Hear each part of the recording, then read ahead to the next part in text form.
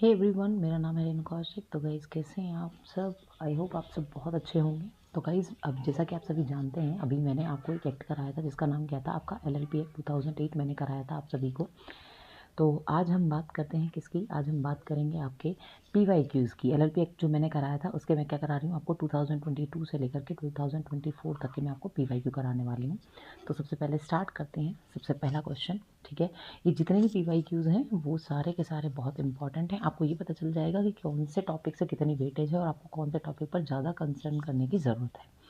सबसे पहले हम बात करते हैं पहले क्वेश्चन की। देखिए, हम बात करते हैं पहले क्वेश्चन की। पहले क्वेश्चन के अंदर क्या है कि out of the which following statement which are not true in respect of LLP। सबसे पहले तो आपको ये ध्यान रखना है, जब भी आप क्वेश्चन को पढ़ेंगे तो आपको ये याद रखना है कि क्या पूछा गया है। नॉट ट्रू पूछा गया है कि ये जितनी भी स्टेटमेंट दी गई हैं इन सभी स्टेटमेंट में से कौन सी ट्रू नहीं है। देखिए, अब यहाँ पर जो क्वेश्चन है वो किससे रिलेटेड है? वो आपका रिलेटेड है एक पार्टनर से और एक आपका रिलेटेड डेजिग्नेटेड पार्टनर। दोनों का कंसेप्ट मैंने पहले वाली वीडियो में कवर कराया है। सबसे पहले हम बात करते हैं किसकी? हम बात करेंगे, क्वेश्चन में है कि there must be at least one designated partners at all time. अब आपको पता है कितने डेजिग्नेटेड पार्टनर होने चाहिए? 2। Designated member do not have the same right and duties as other members. हम सभी को पता है कि पार्टनर्स का क्या काम करते हैं? बिजनेस को मैनेज करते हैं। डेजिग्नेटेड पार्टनर भी ज़्यादातर सेम ही, मतलब इनकी जो रिस्पॉन्सिबिलिटीज़ और ड्यूटीज़ हैं वो सेम ही होती हैं डेजिग्नेटेड पार्टनर्स की। बट फ़र्क क्या होता है कि डेजिग्नेटेड पार्टनर्स को लीगल फॉर्मेलिटीज़ को भी पूरा करना पड़ता है। ठीक है, तो हम यहाँ पर कह सकते हैं कि ये स्टेटमेंट भी रॉन्ग है और अभी तक हमने जो पढ़ी पहली स्टेटमेंट भी रॉन्ग है। अब there is no specific requirement to have any non designated partner. हमने इसका तो कोई पढ़ा ही नहीं कुछ भी कि नॉन डेजिग्नेटेड पार्टनर। हमने डेजिग्नेटेड पार्टनर के बारे में पढ़ा है, तो इससे रिलेटेड तो हमें कुछ है ही नहीं। मतलब कि वो कह रहा है कोई स्पेसिफिक रिक्वायरमेंट नहीं है। हाँ, नहीं है, ये सही है, ठीक है। उसके बाद फोर्थ क्या है कि LLP may be establish such that all the member consider to be designated partner. ये भी ठीक है। मान लीजिए किसी LLP के अंदर 2 पार्टनर हैं, ठीक है। अब हमें पता है डेजिग्नेटेड पार्टनर कितने होने चाहिए? एटलीस्ट 2 होने चाहिए। अब 2 ही पार्टनर हैं तो दोनों के दोनों ही डेजिग्नेटेड पार्टनर भी होंगे। तो ये स्टेटमेंट भी क्या है? आपकी ट्रू है। तो कौन सी ट्रू नहीं है? फर्स्ट ट्रू नहीं है और सेकंड ट्रू नहीं है। तो आंसर क्या हो जाएगा आपका? 1 एंड 2। चलते हैं सेकंड क्वेश्चन पर। सेकंड क्वेश्चन क्या कहता है आपका कि which of the following is not valid as per the LLP act. अब यहाँ पर भी क्या पूछा है आपसे? यहाँ पर भी क्वेश्चन में पूछा है नॉट वैलिड। जब भी आप क्वेश्चन को पढ़ें UGC नेट एग्जाम के अंदर कि नॉट वैलिड पूछा है, वैलिड पूछा है, और किस तरह से क्वेश्चन पढ़ा है पूछा है, आपको ध्यान में रखना होगा। क्वेश्चन में क्या कह रहा है कि LLP shall maintain its book of account on double entry system on cash on a credit basis. हम सभी को पता है LLP एक बॉडी कॉर्पोरेट है जो कि कंपनी के कुछ फीचर्स को लेकर के चलती है। तो कंपनी भी डबल एंट्री सिस्टम को लेकर के चलती है, तो ये भी जो है वो आपका डबल एंट्री सिस्टम और कैश और एक्रेडिट बेसिस पर बुक्स ऑफ अकाउंट को क्या करती है? मेंटेन करती है। LLP shall be prepare statement of account and solvency for each financial year. मैंने आपको 3 चीज़ें बताई थी कि आप ये 3 चीज़ें प्रिपेयर करती है कि स्टेटमेंट ऑफ अकाउंट और आपका सॉल्वेंसी, ठीक है। दूसरा क्या है? दूसरा बताया था एनुअल रिटर्न की बात की थी। थर्ड बताया था मैंने ऑडिट की। ये 3 चीज़ें जो है वो किसको करनी ज़रूरी होती हैं? आपके हर LLP को करनी ज़रूरी होती है। तो ये स्टेटमेंट भी ट्रू है। Every LLP shall file an annual return with the registrar of company. हर LLP को फाइल करनी होती है रिटर्न। मैंने बताया था आपको कि रिटर्न फाइल करना जो बहुत ज़्यादा जो है वो ज़रूरी है हर LLP के अंदर। तो ये आपकी स्टेटमेंट भी क्या है? ट्रू है। LLP is not a separate legal entity. क्या ऐसा था क्या कि सेपरेट लीगल एंटिटी नहीं है? अगर ये सेपरेट लीगल एंटिटी नहीं होती तो ये बॉडी कॉर्पोरेट कैसे होती? तो ये स्टेटमेंट क्या है? इसकी रॉन्ग है। नॉट वैलिड पूछी थी, तो हमारा आंसर क्या होगा? हमारा आंसर होगा D। चलते हैं थर्ड क्वेश्चन पर। थर्ड क्वेश्चन कहता है LLP may B wounding up by which one of the following. देखिए, मैंने आपको बताया था वाइंडिंग अप का, मैंने आपको जो है प्रोसीजर बताया था। वाइंडिंग अप कैसे तरीके से हो सकता है? आपका 2 तरीके से हो सकता है, एक वॉलंटरी और एक ट्रिब्यूनल के थ्रू। देखिए, क्वेश्चन क्या कह रहा है? क्वेश्चन कह रहा है कि which one of the following winding up करने के लिए LLP क्या क्या कर सकती है? या तो LLP वॉलंटरी करेगी, ठीक है, ये भी ठीक है। बाय द रजिस्ट्रार, यहाँ पर क्वेश्चन में बोला गया है बाय द रजिस्ट्रार। क्या ऐसा था क्या कि रजिस्ट्रार जो है वो वाइंडिंग अप करने में हेल्प करते थे क्या LLP की? जी नहीं, गलत है ये। रजिस्ट्रार के थ्रू तो होता ही नहीं था। आगे का पढ़ना ज़रूरी है ही नहीं वैसे भी, बट पढ़ना चाहें तो पढ़ सकते हैं। If the firm fail to file annual return in the prescribe form with the ROC within 60 days of end of financial year.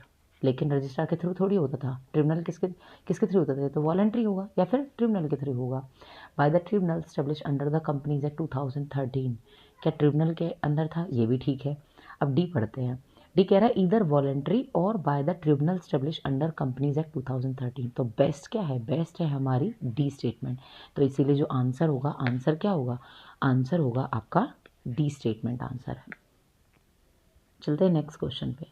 Next question क्या कहता है, नेक्स्ट क्वेश्चन कहता है विच of the following can become the member of LLP. LLP का member कौन कौन बन सकता है।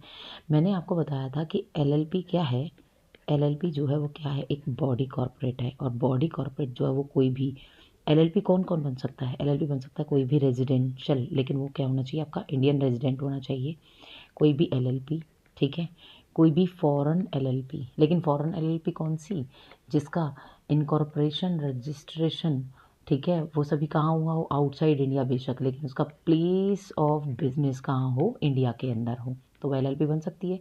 ठीक है, लेकिन कौन नहीं बन सकता, अगर मैं बात करूँ कौन नहीं बन सकता, मैंने तीन चीज़ें बताई, दो चीज़ें बताई थी आपको, ओपीसी और कॉर्पोरेटिव सोसाइटी। तो क्वेश्चन में देखिए, सबसे पहला बोला गया रेजिडेंट इंडियंस, तो यस होगा बिल्कुल ठीक। एलएलपी, एलएलपी मेंबर बन सकती है किसी भी एलएलपी के मेंबर की। कॉर्पोरेशन सोल, मतलब कि ये बात कर रहा है किसकी, ओपीसी की, नहीं बन सकता। कॉर्पोरेटिव सोसाइटी नहीं बन सकती। क्या कोई फॉरेन कंपनी बन सकती है, यस बन सकती है, लेकिन अगर उसका प्लेस ऑफ बिजनेस कहाँ पर है, इंडिया के अंदर है, तो वो बन सकती है। तो यहाँ पर दो चीज़ें दी गई हैं, ये दोनों चीज़ें क्या है, इसका आंसर नहीं है, मतलब कि कौन, विच of the following can become the member of LLP, क्या का कौन कौन बन सकता है, तो आंसर क्या होगा, ए बी एन ई। अगर हम बात करें तो कौन सा, फोर्थ ऑप्शन जो है उसका राइट आंसर होगा। नेक्स्ट क्वेश्चन की हम बात करते हैं, the maximum number of partnership LLP can be. मैंने आपको बताया था पार्टनरशिप के अंदर मैक्सिमम नंबर कितने हैं, 2, और मिनिमम कितना है, मिनिमम है आपका 2, और मैक्सिमम कितना है, मैक्सिमम है 50। जबकि एलएलपी के अंदर मिनिमम कितना है, मिनिमम है 2, और मैक्सिमम कितना है, मैक्सिमम है आपका नो लिमिट। तो आंसर क्या हो जाएगा, आंसर क्या होगा, अगर हम देखें तो आंसर क्या होगा, आंसर होगा आपका कि एलएलपी के अंदर नो लिमिट, एलएलपी के अंदर मैक्सिमम नंबर्स की कोई लिमिट नहीं है। नेक्स्ट क्वेश्चन बहुत इंपॉर्टेंट क्वेश्चन है। देखिए, इस क्वेश्चन को समझने के लिए आप सभी को सबसे पहले तो पूरा का पूरा प्रोसेस पता होना चाहिए इनकॉर्पोरेशन का। जब भी हम बात करेंगे एलएलपी के इनकॉर्पोरेशन की, तो एलएलपी का जब हम इनकॉर्पोरेशन करते हैं तो सबसे पहला स्टेप क्या होता है, सबसे पहला स्टेप होता है कि हम डिजिटल सिग्नेचर सर्टिफिकेट ऑब्टेन करते हैं। सेकेंड स्टेप क्या होगा, सेकेंड स्टेप होगा कि आप कंपनी का नेम रिजर्व करते हैं, कंपनी का नाम डिसाइड करते हैं। थर्ड स्टेप क्या होगा, थर्ड स्टेप होता है कि हम ऑब्टेन करते हैं DPIN, मतलब कि आपका जो डेजिग्नेटेड पार्टनर है उसका आइडेंटिफिकेशन नंबर। फोर्थ स्टेप क्या था, फोर्थ स्टेप था कि हम एक फिलिप फॉर्म फिल करते हैं। कौन सा फॉर्म फिल करते हैं, फिलिप फॉर्म, जिसके अंदर मैंने बताया था आपको कंपनी के जो पार्टनर्स हैं उनके रोल्स एंड रिस्पॉन्सिबिलिटीज़ होते हैं। फिफ्थ मैंने बताया था आपको कंपनी क्या करती है, एक एलएलपी एग्रीमेंट करती है, एलएलपी एग्रीमेंट सबमिट कराना होता है। सिक्स्थ क्या था, सिक्स्थ था आपका certificate of incorporation, COI, certificate of incorporation, जो इससे किसके, अगर हम बात करें कि सर्टिफिकेट ऑफ इनकॉर्पोरेशन जो है वो किसके थ्रू, बाय ROC, ठीक है। और उसके बाद लास्ट स्टेप क्या था आपका, सेवन्थ स्टेप था आपका कि आपका पैन और 10, ये दो एप्लीकेशन जो है उसके लिए, इनको अप्लाई करने के लिए इसको एप्लीकेशन जो है वो फिल करनी पड़ती है। ये था, ठीक है। अब इस क्वेश्चन को देखिए, सबसे पहले क्या कह रहा है कि ड्राफ्टिंग ऑफ एलएलपी एग्रीमेंट, ये तो अभी नहीं आएगा, पहला स्टेप नहीं होगा।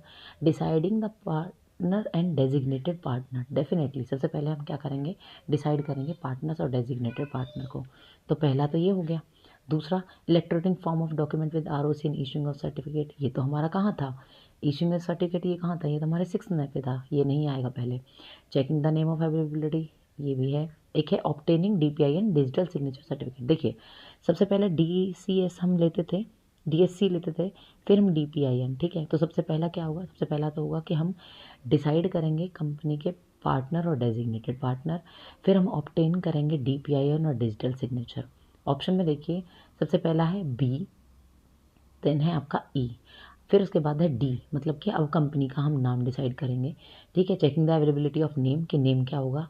उसके बाद A, कि आप अब एलएलपी एग्रीमेंट जिसके अंदर कंपनी के जितने भी जो डिटेल है, रूल्स एंड रिस्पॉन्सिबिलिटीज़ है पार्टनर की, वो लिखी होगी। उसके बाद आपका लास्ट क्या होगा, लास्ट पॉइंट होगा आपका कि आप electronic filing of document with ROC and issuing of certificate incorporation by ROC. तो इस तरीके से आपको ये जो है वो टॉपिक को अच्छी तरह से रिवाइज करना है। देखिए 2024 की जो शिफ्ट थी ना, उसके अंदर इसके 2 क्वेश्चंस थे। दोनों ही क्वेश्चन जो है उसके इनकॉर्पोरेशन से रिलेटेड थे। और अब जिस तरीके से एनटीए यूजीसी नेट क्वेश्चंस को फॉर्म करता है, वो यही तरीका होता है कि वो या तो बहुत ज़्यादा प्रोसेस में दे रहा होता है। एलएलपी सब नॉर्मल क्वेश्चंस नहीं आते कि कब फॉर्म हुई कब नहीं हुई। अब ये इन क्वेश्चंस की तरफ जाने लग गया, क्योंकि यहाँ क्वेश्चंस में आप लर्नर्स को फंसा सकते हैं। तो ये टॉपिक बहुत ज़्यादा इंपॉर्टेंट है। जब भी आप किसी भी क्वेश्चन को करें तो बहुत ही ध्यान से करें कि वो किस तरीके से किस क्वेश्चन को फॉर्म कर रहे हैं।